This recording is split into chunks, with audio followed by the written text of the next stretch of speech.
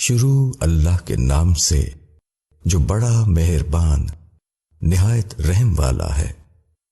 اے ایمان والو، تمہارے درمیان گواہی وصیت کے وقت جبکہ تم میں سے کسی کی موت کا وقت آ جائے، اس طرح ہے کہ دو معتبر آدمی تم میں سے گواہ ہوں، یا اگر تم سفر کی حالت میں ہو اور وہاں موت کی مصیبت پیش آ جائے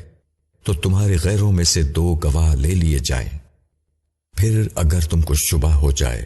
تو دونوں گواہوں کو نماز کے بعد روک لو، اور وہ دونوں خدا کی قسم کھا کر کہیں کہ ہم کسی قیمت کے عوض اس کو نہ بیچیں گے، خواہ کوئی قرابت دار ہی کیوں نہ ہو، اور نہ ہم اللہ کی گواہی کو چھپائیں گے۔ اگر ہم ایسا کریں تو بے شک ہم گناہگار ہوں گے۔